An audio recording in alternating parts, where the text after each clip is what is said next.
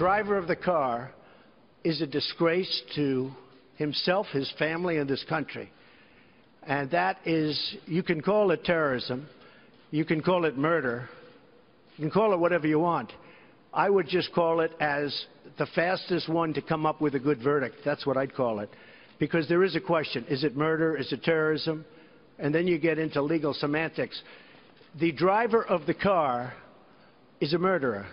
And what he did was a horrible, horrible, inexcusable thing. That was the president earlier today talking about the driver of the car that rammed into a group of protesters this past weekend in Charlottesville, killing one woman, injuring several others. Joining us now with Reaction, Editor-in-Chief, LifeSet, Fox News contributor Laura Ingraham. Let's respond to everything that the president said today. Let's get your overall impression. Well, it was an interesting day to come out. I mean, he clearly was torched by the media's coverage and reaction to his first statement and then his follow-up statement. From his performance today, it's clear that he believes he really can't ever get credit from the media. They're never going to say, you know, good job on that. I'm glad you said that. They're not going to say that to him. And I think he's genuinely really frustrated by that, Sean. And so I think it spilled over in some of the back and forth with reporters. I mean, for a lot of us, it was very entertaining because, of course, these reporters. I'm not finished, fake news. Yeah, I'm not done yet. But I'm always thinking the long term here. How does today advance the Trump agenda, whether it's infrastructure, which was the ostensible reason for that press conference, or tax reform or anything else? I'm not sure today advanced that interest, but it also did give Americans who are kind of tired of the hate and the extremism on both sides, I think it gave them a little bit of a breather, and to some extent saying, okay, he's at least saying now that everybody seems to be out of control, calm it down, let's move forward, you know, call this what it is. This was murder or terrorism, whatever you want to call it, but it's unacceptable in today's society. I think he was unequivocal. I think he could have been that specific and that, you know, that unequivocal as he was yesterday. On Saturday, it probably would have been better for him and better for the long term of this country. But there are some people out there, they're just never going to be satisfied with what he says. So he's not, no matter what he says in response to any crisis, they're going to ridicule him or satirize him or say he's dumb or say he doesn't really care or he's an egomaniac or, you know, pick your poison. No, so what he's not trying to satisfy them at this point. They're actually saying, you know, what their narrative was all weekend. Oh, the president must be racist. Oh, the president doesn't condemn white supremacists. I've now played a history of everything he said from the weekend about this incident, about white supremacy, about David Duke, et cetera, et cetera. He said it all. There is a simple truth here, that there were people on the other side that did take to violence over this weekend. Were they the instigators? No, I blame the white supremacists. They showed up.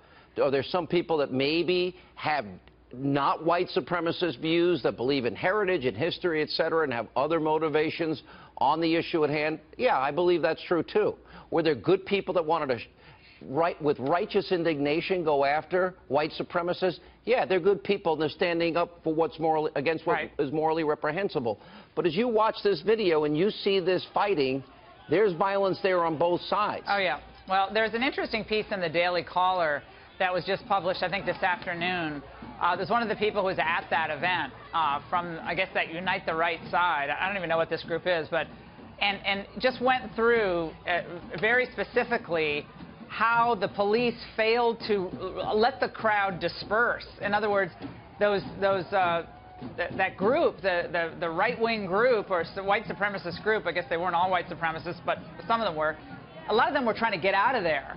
But they were all shuttled into this one area of the park where the Antifa crowd was waiting for them with rocks and bats and all the other things that they were throwing.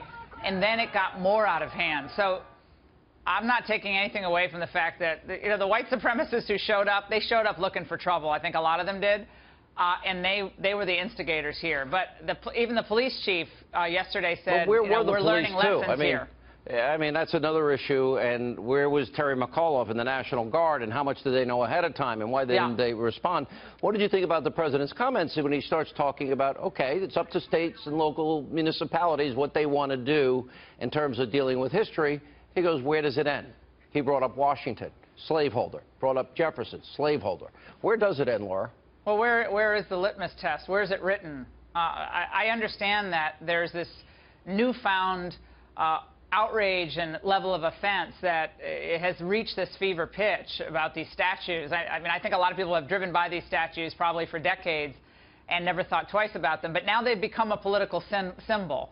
And if it's a symbol that represents the racist past or any vestige of a racist past of the South, then they're going to be able to say, well, then that has to go too. I don't know how far they want to take it. I said this morning maybe they'll take it to certain books that they think are offensive, or certain speakers on college campuses who are offensive. It's a symbol, and people can do what they want with symbols. They can vote to get rid of all of them, and then I think we have to ask the question, what next? How are we going to heal as a nation, condemn that which is evil, and then come together as a country? All right. Laura Ingraham, good to see you.